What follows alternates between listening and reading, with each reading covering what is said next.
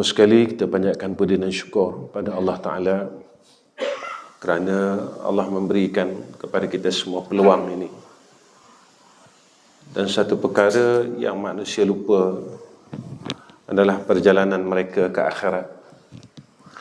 Sepanjang kehidupan kita, kita melakukan circle yang sama, putaran hidup yang sama. Bangun pagi, lepas daripada salat subuh, kita akan cari dunia, kemudian sehingga petang, malam, dan itulah putaran hidup kita. Sehingga kan saat kita melakukan dan mengikut putaran itu, kita terlupa yang umur kita semakin menuju kepada penghujung dan kita tak buat apa-apa pun. Bekal dalam dunia ini terlalu banyak dah kita kumpul.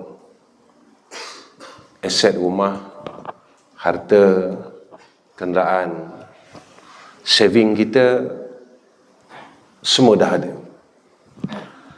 Tapi bagaimana tentang kehidupan yang pasti, iaitu di akhirat besok? Kita dah siapkan rumah kita tidak di sana? Kita telah ada saving kita atau tidak di sana? Cukup atau tidak? Apa yang kita buat memastikan kita ini lepas tak meniti titian sirat? Lepas tak dari neraka Allah? Ataupun aku serah ajalah? Tuan-tuan, kita tidak adil dengan kehidupan akhirat. Kenapa dengan dunia ini kita tak cakap macam tu? Aku serah ajalah. Kenapa dengan akhirat kita begitu? Padahal doa kita kepada Allah tidak begitu. Rabbana atina fid dunya hasanah wa fil akhirati hasanah wa qina azabannar. Kita minta dunia baik, akhirat baik. Supaya apa? Supaya kita boleh lepas dari api neraka Allah. Tuan-tuan, kalau dunia baik, akhirat kita tidak baik, kita tak pasti lepas daripada neraka Allah. Ini persoalannya. Tuan-tuan, pada pagi ini dengan masa yang singkat, saya ingin berpesan untuk diri saya khususnya tentang satu hadis Nabi SAW, riwayat daripada Qurtubi an Abi Hurairah. Apa kata Nabi SAW? Allah, Tuhanku memerintahkan aku dengan 9 perkara, kata Rasulullah. Saya akan ringkaskan, tuan-tuan. Yang pertama, takutkan Allah dalam rahsia dan berterang-terangan. Di mana pun kita ada, takutlah kepada Allah. Kita rasa takut ni benda yang tidak penting. Sebenarnya itulah wasiat daripada Allah. Dan satu perkara yang besar dalam hidup ni. Kalau tak, tuan-tuan, tidak difardukan ke atas kita menjadi rukun khutbah pada setiap Jumaat. Besok khatib akan pesan lagi, takutlah pada Allah, takutlah pada Allah. Tuan-tuan, kita tak akan mampu lawan Allah. Walaupun kita hebat macam mana pun, kita ada harta banyak, pangkat yang besar, tuan-tuan boleh tahan gunung yang akan runtuh menimpa kita dan keluarga kita, dan kita tertimbus dengan tanah ini? Tuan-tuan boleh tahan akan takdir banjir lumpur yang akan diberikan oleh Allah kepada manusia? Kita boleh tahan angin ribut yang kuat daripada Allah Subhanahu wa ta'ala. Kita tidak akan mampu tahan, tuan-tuan. Dan tidak ada siapa yang mampu tahan akan apa yang Allah takdirkan. Kenapa kita sombong dan bongkak dengan Allah? Sampai sekarang kita tak mampu sujud dengan Allah. Saya selalu bawa perkara ni. Pagi besok diingatkan lagi kepada kita tentang bangun malam. تتجافى جنوبهم عن المضاجع يدعون ربهم خوفا وطمعا wa mimma razaqnahum yunfikun. Tapi kita tetap gagal. Pagi ini pun kita gagal. Kita gagal nak sujud kepada Allah walaupun 2 rakaat. Sampai bila kita nak gagal, tuan-tuan? Kita boleh bangun pagi, siapkan 5 pagi kalau orang yang berniaga. Mereka boleh siapkan bahan-bahan perniagaan 5 pagi. Kenapa mereka tidak siapkan bahan-bahan mereka berniaga dengan Allah? Allah sebut dalam Quran, tijaratan lan tabura, perniagaan yang tidak akan sia-sia kalau kau berniaga dengan aku. Urusan dunia kena teruskan. Dunia tak salah, tapi kita yang salah. Sebab kita ditipu dengan kehidupan dunia ni. Allah beri peluang kita hidup dalam dunia ni, tuan-tuan, adalah sebagai satu anugerah daripada Allah. Bukan Allah jadikan kita dalam dunia saja-saja hidup jadi cikgu, jadi bomber, jadi pegawai itu, jadi peniaga, kumpul duit banyak-banyak dan sebagainya. Bukan. Allah sebut dalam Quran, wa ma khalaqtul jinna wal insa illa liya'budun. Tapi kita ni, tuan-tuan, kita galit dan kita lalai dengan tujuan Allah hidupkan kita, sehingga kita tak tahu kita buat apa dalam hidup ni. Kita dah buang umur kita yang berpuluh tahun, yang kita tak boleh patah balik. Saya tak boleh patah balik dan tuan-tuan tak boleh patah balik. Sebab itu tiap-tiap minggu kita diwasiatkan, usikum wa iyaya bittaqwallah faqad fazal muttaqun. Biar ada rasa sedikit takut dalam hati. Kalau aku mati, aku tak boleh bawa apa-apa. Biar ada sikit rasa takut, tuan-tuan.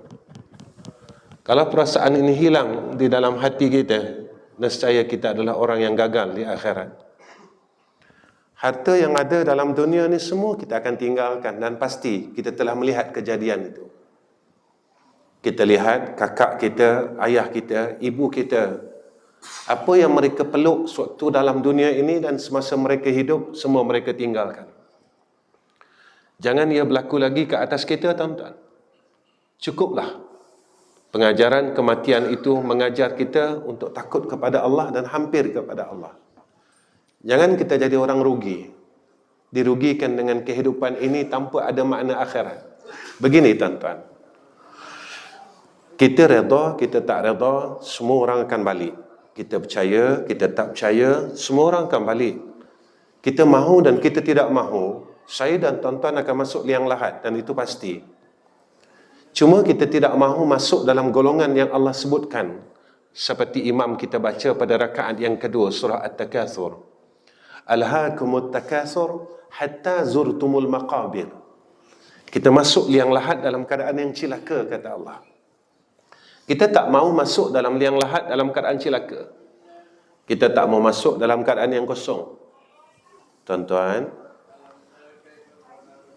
pelancong datang ke Cameron ini, mereka akan duduk dalam kepala, saya nak beli strawberry, saya nak itu dan saya nak ini.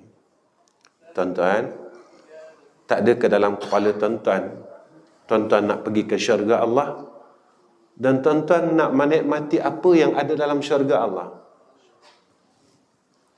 Bila masa kita ada hati nak masuk syurga, macam kita ada hati kalau pelancong datang ke Cameron, mereka akan azam booking hotel dan sebagainya untuk datang ke sini bercuti, berehat, nak lepaskan semua urusan dunia, kerja, meniaga dan sebagainya.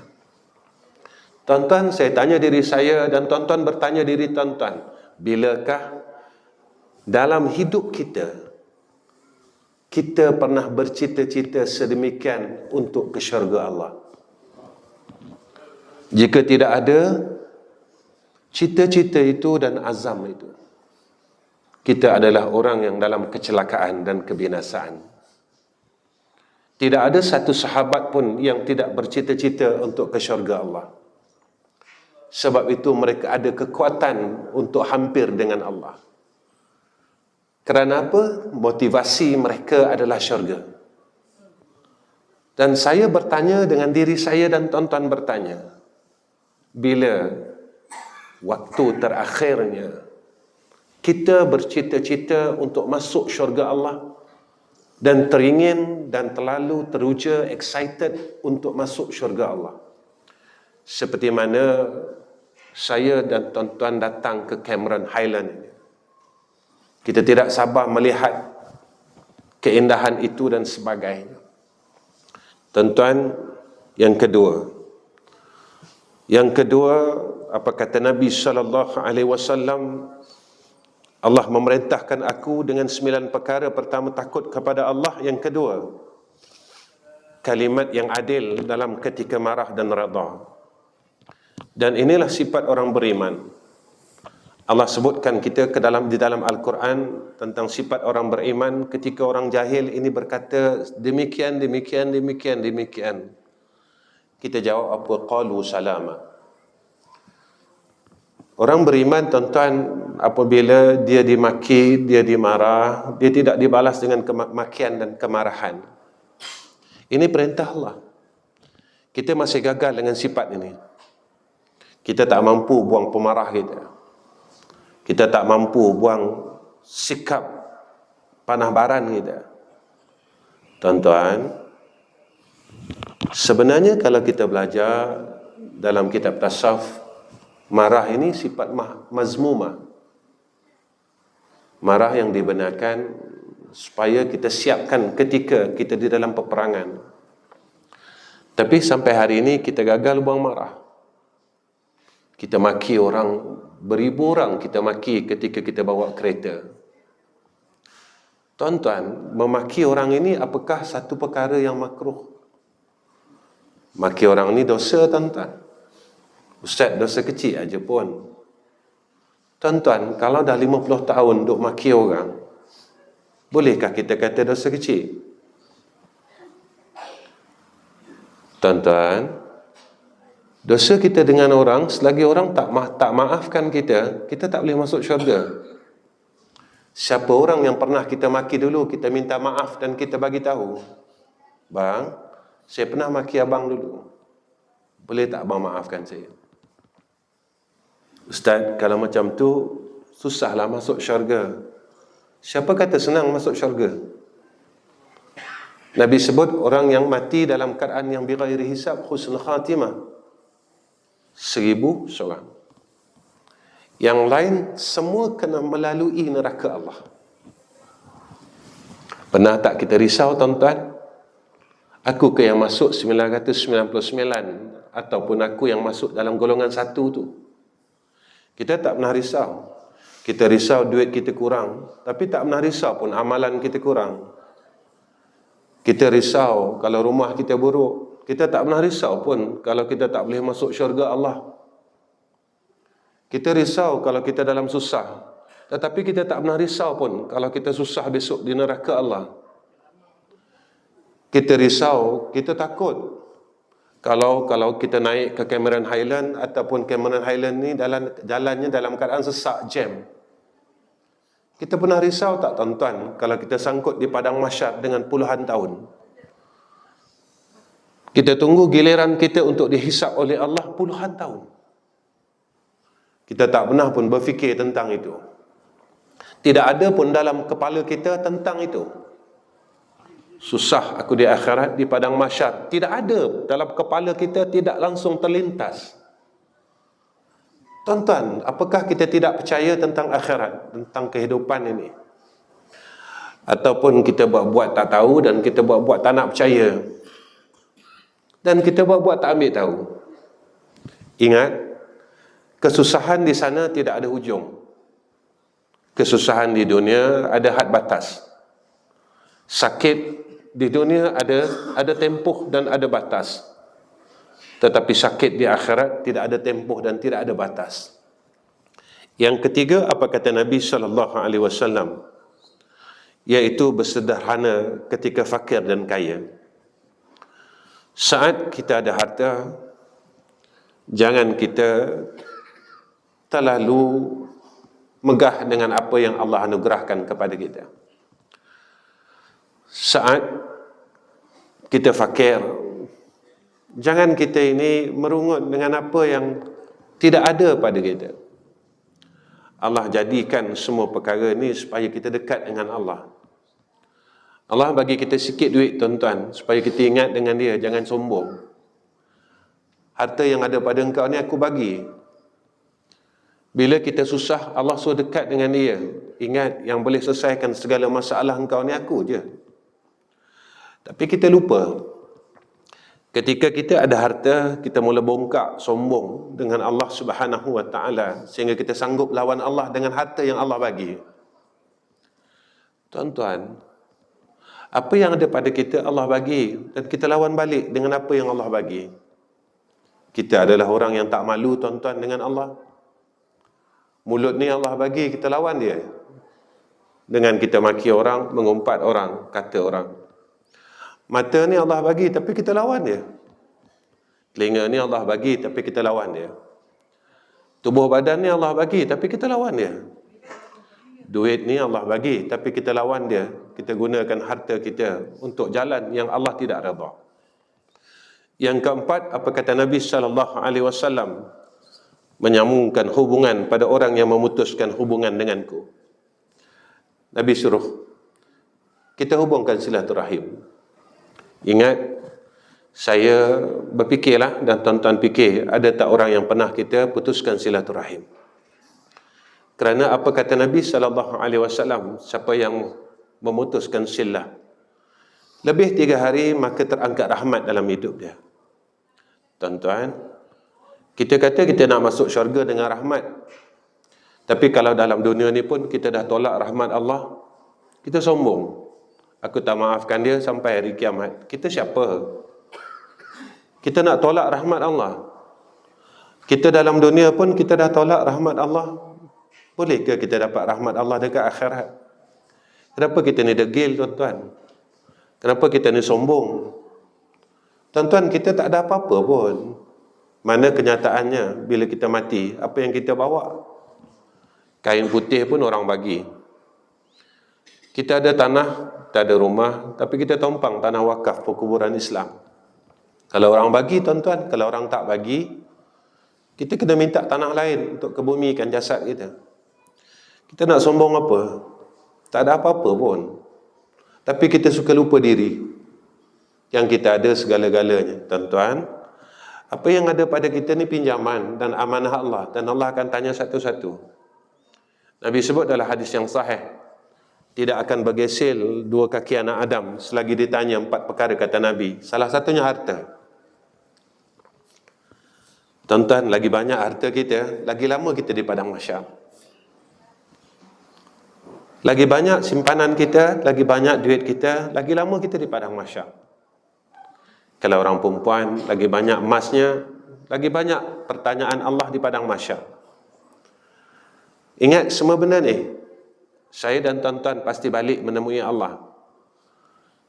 Tapi bagaimana saat kita bertemu dengan Allah? Boleh tak kita sebut kalimah Allah? Boleh tak kita ini sebut nama Allah? Ataupun kita tak mampu sebut nama Allah? Tuan-tuan, saya pernah menghadap orang sakaratul maut, dan tuan-tuan pun pernah menghadap orang sakaratul maut. Berapa orang yang saya dan tuan-tuan pernah dengar dengan jelas dia meninggal sebut Allah? Ataupun seorang pun tak ada. Inilah kenyataannya. Betapa susahnya untuk seseorang itu dapat menyebut kalimah Allah saat kematiannya. Beginilah. Ada satu hadis Nabi yang Nabi minta tolong dengan Allah, berbunyi begini. Allahumma a'inni ala zikrika wa syukrika wa husni ibadatik. Apa maknanya, tuan-tuan? Ya Allah, tolonglah aku supaya aku ingat engkau. Maksudnya kita tak lupa dia. Tuan-tuan, kalau dalam dunia ni kita lupa dia, mati besok boleh ingat dia. Kalau dalam dunia ni kita dah lupa Allah, Kita boleh ingat tak dia waktu kita mati? Kalau dalam dunia ni kita dah tinggalkan Allah, mampu ke kita bersama dia waktu kita sakaratul maut? Ini saja persoalannya.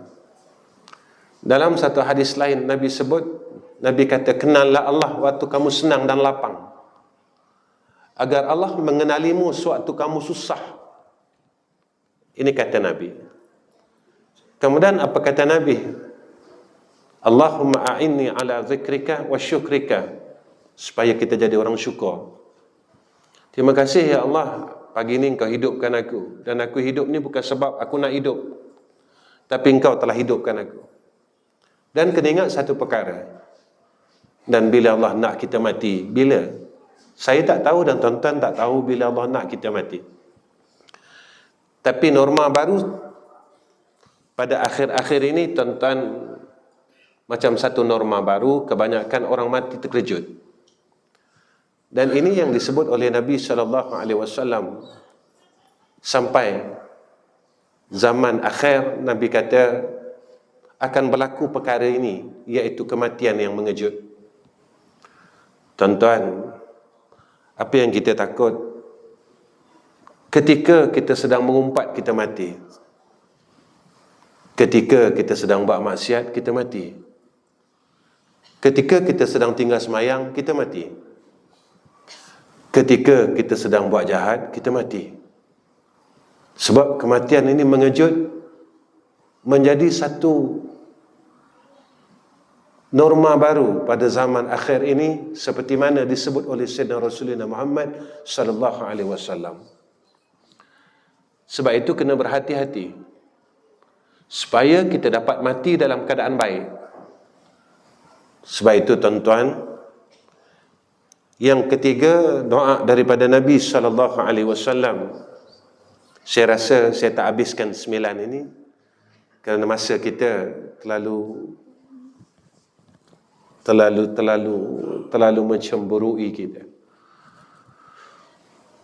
Yang ketiga, Allahumma a'inni ala zikrika wa syukrika wa husni ibadatik. Kita minta tolong Allah untuk melakukan sebaik-baik ibadah. Saya tanya diri saya, dan tuan-tuan bertanyalah dalam diri tuan-tuan masing-masing. Apakah kita telah melakukan sebaik-baik ketaatan kepada Allah? Apakah kita melakukan kebaikan dengan sebaik-baik kebaikan? Kita baca Quran dengan sebaik-baik baca Quran. Kita berzikir dengan sebaik-baik berzikir. Kita semayang dengan sebaik-baik semayang. Tuan-tuan, lakukanlah ibadat yang sebaik-baiknya selagi masih ada peluang. Sebab peluang ini kita tidak tahu, dan peluang ini adalah umur. Dan umur yang barakah, kata Nabi SAW, semakin Allah berikan kita peluang, kita berubah menjadi orang baik. Tuan-tuan, kalau kita ditakut lama, berhati-hati. Kalau kita masih, agama kita, ketaatan kita di tempat yang lama, kita kena berhati-hati. Kerana dunia ini semakin menuju kepada kehancuran. Dunia semakin berada di fasa akhir. Kalau kita tidak berubah menjadi lebih baik, bermakna kita tidak menggunakan kesempatan itu untuk kita rebut sebaik-baik mungkin yang Allah berikan kepada kita. Sebab itu, pada akhir kuliah subuh ini, tuan-tuan, saya ingin menyatakan 4 perkara yang akan diragut daripada kita tanpa keizinan kita. Yang pertama, apa kata ulama, iaitu ruh atau penyawa kita. Ia akan diragut oleh malaikatul maut tanpa keizinan kita. Malaikat maut tidak minta izin kita untuk cabut roh kita. Tuan-tuan, roh keluar daripada jasad ni sakit. Sebab apa sakit? Kita dengar dalam hadis, roh orang yang beriman ini dicabut seumpama rambut daripada tepung. Siapa yang sakit itu? Iaitu roh orang yang tak mau melepaskan dunia ni. Roh yang sayang sangat dengan dunia ni.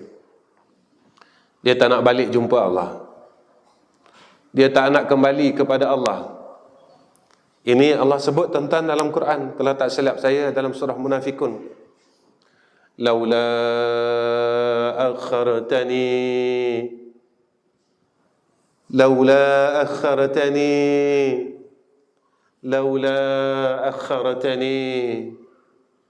boleh tak lewatkan lagi ajal aku?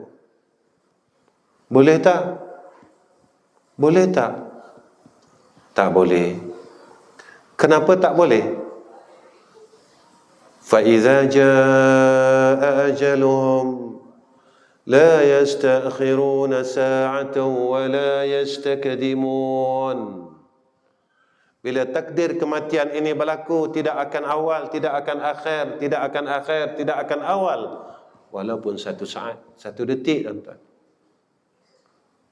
Lalu kita tanya, bersediakah aku untuk masuk ke liang lahat tanpa apa-apa yang aku nak bawa? Yang pertama. Kedua, harta yang kita kumpul selama kita hidup 60 tahun, 70 tahun ini, siapa yang akan ragut? Ahli waris kita. Ahli waris kita akan ragut harta kita yang kita sayang, yang kita kedekutkan, yang kita bakhilkan, yang kita pelukkan tanpa keizinan kita. Dia letak kita di liang lahat, mereka bersukaria dengan harta yang kita usahakan puluhan tahun. Harta itu kita kata kita yang usahakan. Itu bukan harta anak kita, tuan-tuan. Yang kita kedekutkan, yang kita bakhilkan, yang kita tidak percaya tentang apa yang Allah nyatakan dalam Al-Quran. Seawal-awal ayat dalam surah Al-Baqarah. الذين يؤمنون بالغيب ويقيمون الصلاة ومما رزقناهم ينفقون. Kita tak mampu pun nak belanjakan harta kita untuk jalan Allah. Tuan-tuan, saya tanya diri saya, tuan-tuan tanya diri tuan-tuan, berapa ringgit yang kita telah bayar bil api dan bil air masjid?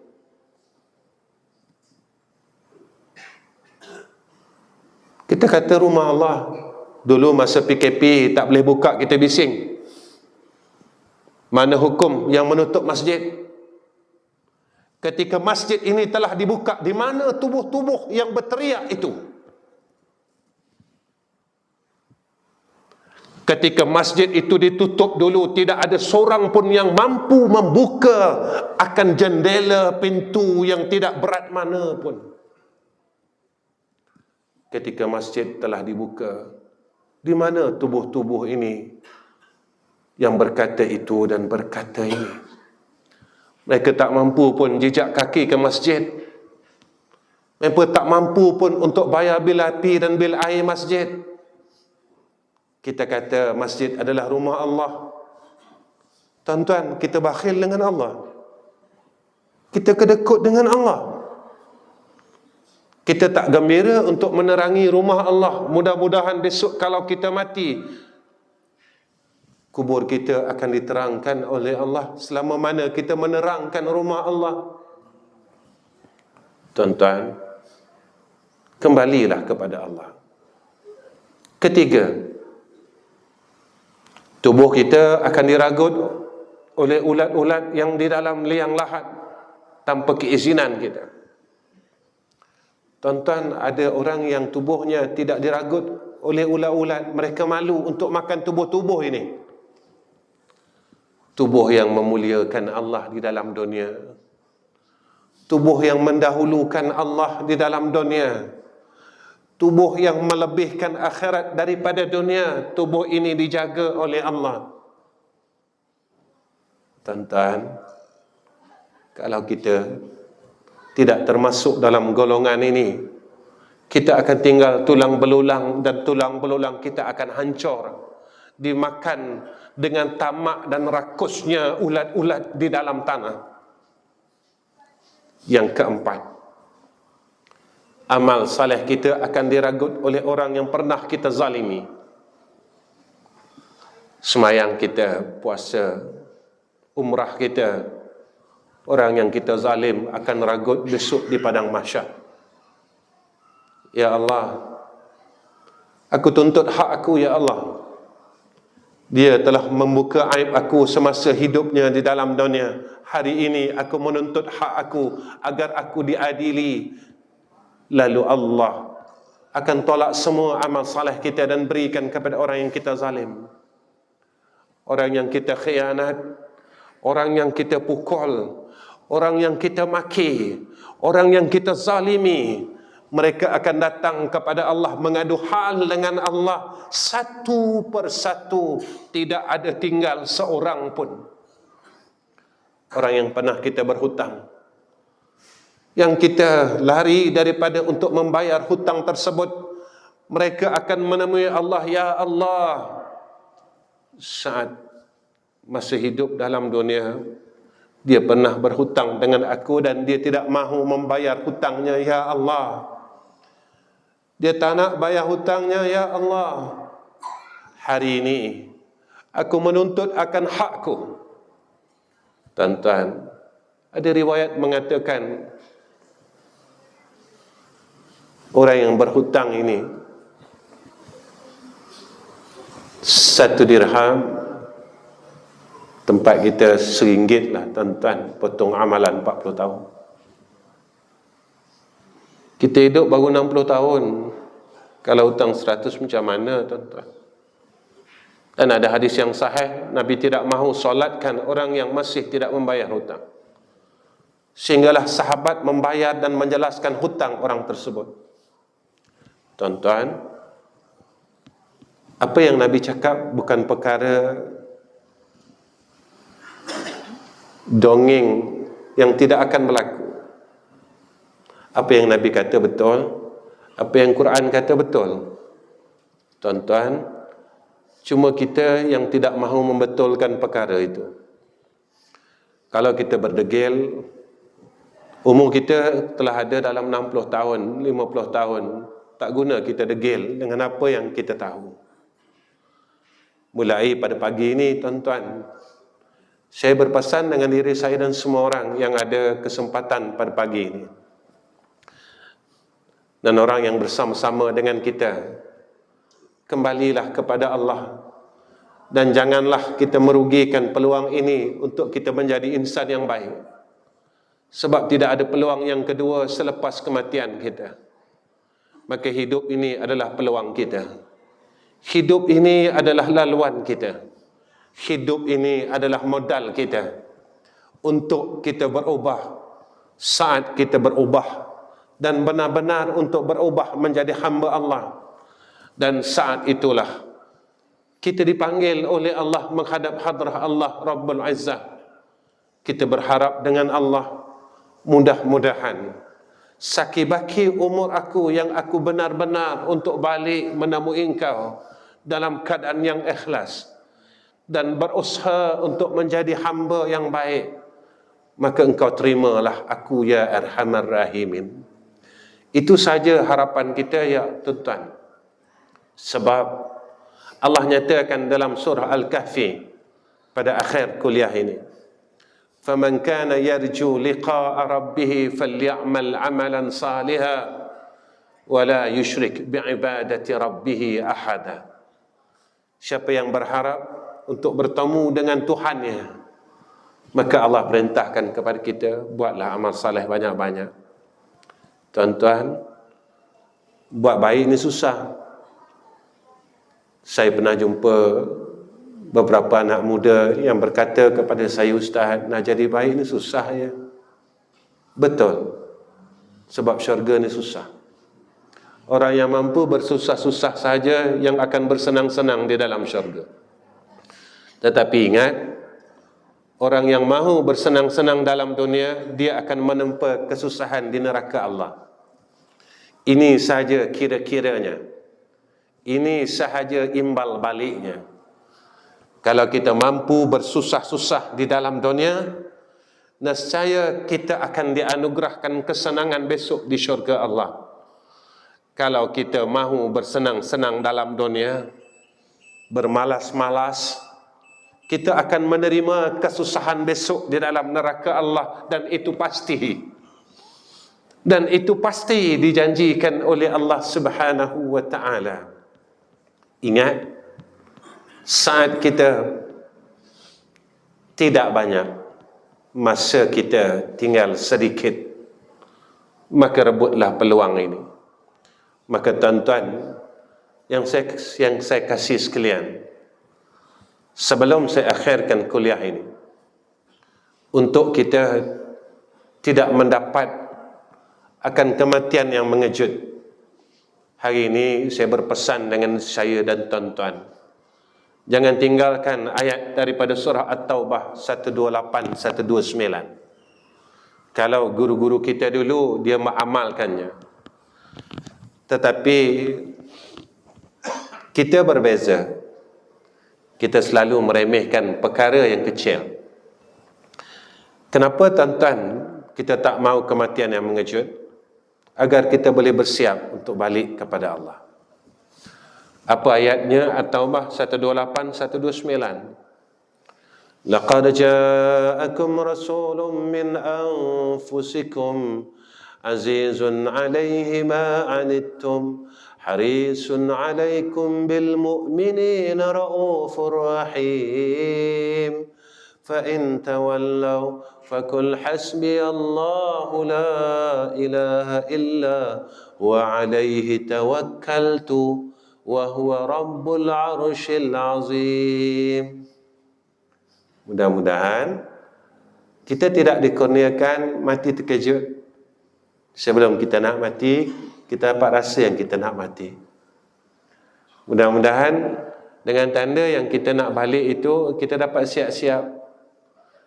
Kalau kita tak semayang lagi, kita boleh semayang. Kalau kita tak zikir lagi, kita sempatlah zikir walaupun tak banyak. Kalau kita tak sedekah lagi, kita sempatlah sedekah walaupun tak banyak. Kalau kita belum baca Quran lagi, sempatlah kita baca Quran kalau tak banyak. Sempatlah sebelum kematian kita ambil mushaf Al-Quran. Kita tengok, kita pegang, kita pandang. Kalau kita tidak mampu baca Al-Quran ini, kalau boleh bersuara, mereka akan menangis. Lamanya tidak ada tangan-tangan manusia yang memegang aku. Lamanya aku ditinggalkan di birai-birai dinding. Lamanya orang tinggalkan aku, kata Quran.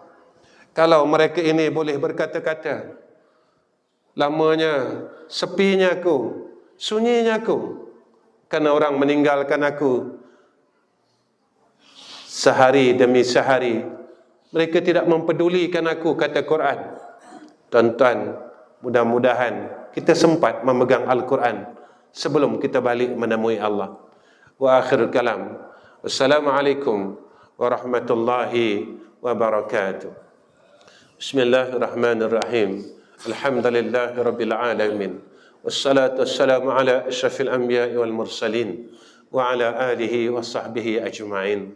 Ya Allah, kami dengan rasa rendah diri dan rasa bersalah dengan Engkau ya Arhamar Rahimin, kerana kami tidak boleh menjadi orang yang bersyukur kepada Engkau dengan apa yang telah Engkau anugerahkan atas kami dengan kehidupan ini.